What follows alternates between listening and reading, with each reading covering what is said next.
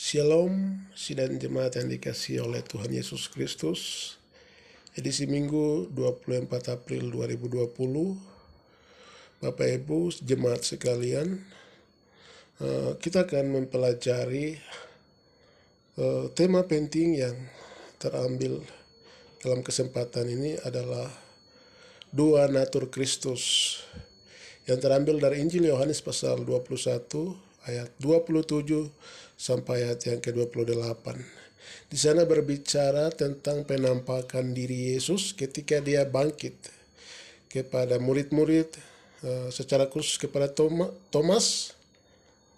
Dia tidak percaya akan kebangkitan, namun dia percaya ketika dia meraba dan melihat bekas luka daripada Yesus itu sendiri. Sehingga kita mempelajari ada beberapa hal penting di sini adalah natur keilahian dan kemanusiaan Kristus itu sendiri dari pembacaan yang kita lihat dalam kitab ini. Jadi di dalam ini berbicara bahwa Kristus berinkarnasi 100% sebagai Allah dan juga 100% sebagai manusia. Kealahan Kristus dan kemanusiaan Kristus itu tidak dapat dipisahkan, tapi keduanya menyatu di dalam satu pribadi, yaitu Yesus Kristus. Salah satu doktrin Kristen yang penting dalam Kristologi adalah mengenai natur Yesus Kristus. Di dalam diri Yesus Kristus tercakup dua natur sekaligus, yakni keilahian dan kemanusiaan. Natur ilahi dan natur manusia menyatu di dalam satu pribadi. Hal ini terlihat ketika dia hidup di bumi Palestina. Itulah masa inkarnasi. Marilah kita mempelajari doktrin dua natur Yesus Kristus. Yang pertama, keilahian Kristus. Atau dari sisi kealahan Kristus, kita bisa melihat dari Injil Matius pasal 1 ayat 20 di sana berbicara bahwa ketika Yusuf ingin meninggalkan Maria karena kenyataan bahwa Maria sudah hamil, tetapi malaikat datang menguatkan kepada Yusuf bahwa anak yang dikandung itu adalah dari beni ilahi atau dari Roh Kudus, sehingga jangan meninggalkan Maria sebagai istri. Sehingga Yusuf pun dikuatkan oleh pesan yang disampaikan oleh malaikat. Sejak kelahiran, kematian, kebangkitan, kenaikan, bahkan dia mengutus Roh Kudus ke bumi. Semua itu ada hal-hal yang dari berbicara tentang kealahan Kristus atau unsur kealahannya. Kita bisa melihat bahwa Yesus itu benar-benar dalam pelayanannya sejak dia lahir dan dia besar dan dia melayani selama 33,5 tahun di bumi ini. Dia menyatakan ada banyak bukti-bukti historis bahwa dia benar-benar sebagai Allah yang sempurna. Kita bisa melihat di dalam Matius pasal 11 ayat 26 bahwa Yesus pernah memerintahkan angin ribut dan danau pun menjadi rendah ketika mereka berlayar bersama dengan murid-muridnya. Mengapa terjadi seperti begitu? Karena Yesuslah yang menciptakan langit dan bumi sehingga alam pun takluk di bawah perintah Tuhan. Dan bukti lain yang kita melihat, berkali-kali Yesus menyembuhkan orang sakit, orang lumpuh, orang buta melihat, orang tuli pun mendengar, dan orang lumpuh berjalan. Ada banyak orang sakit yang dia sembuhkan. Itu menyatakan bahwa dia adalah Allah yang sempurna. Dan juga dia membangkitkan, ada beberapa orang mati. Yang pertama, Lazarus yang mati. Yang kedua, anak seorang janda di kota Nain. Itu terdapat di dalam Lukas 7 ayat 14. Dan juga Yesus membangkitkan anak perempuan Yairus.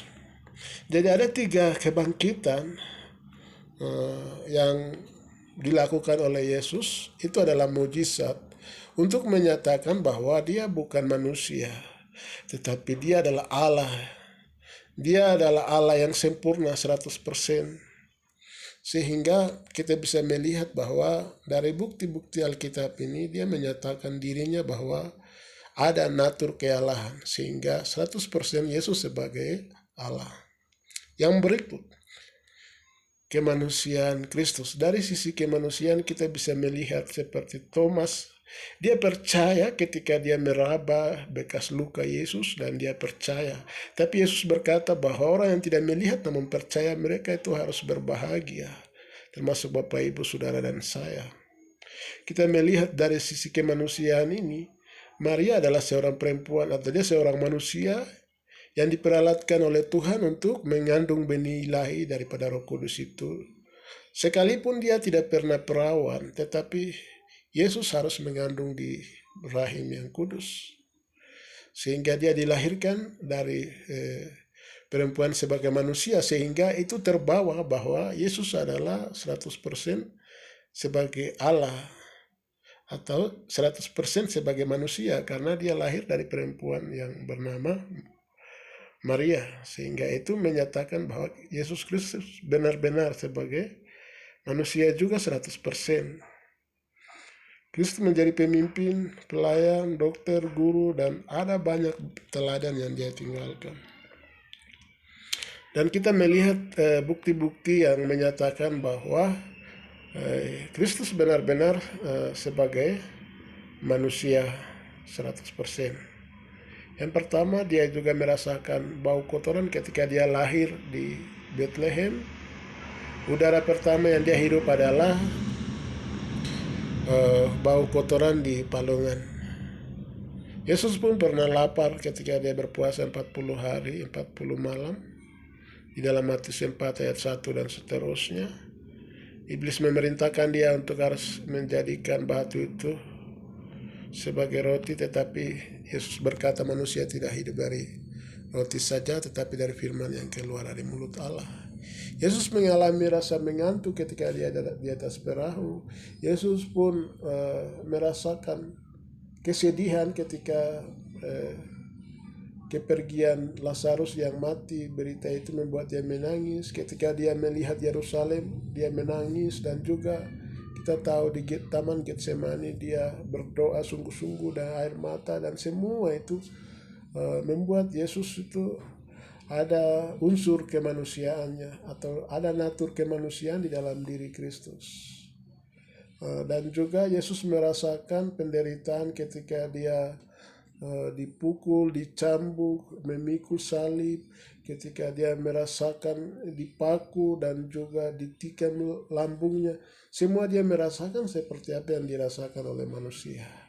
Akhirnya dari ini kita bisa ketahui bahwa Yesus itu benar-benar sebagai Allah 100% dan sebagai manusia 100%.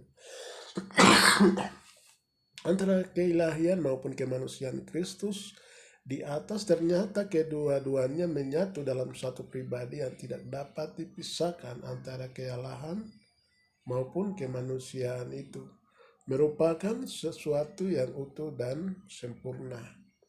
Sehingga antara kealahan dan kemanusiaan Kristus itu dia menyatu dalam diri Yesus.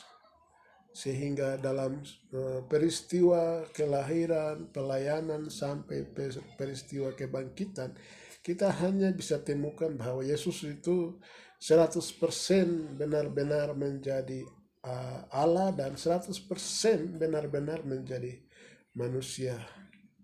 Sehingga kedua ini tidak dapat dipisahkan, antara natur kealahan atau keilahian dan natur kemanusiaan. Demikian firman Tuhan. Tuhan Yesus memberkati. Selamat berhari Minggu. God bless you. Sekian dan terima kasih. Wah, Tuhan Yesus memberkati.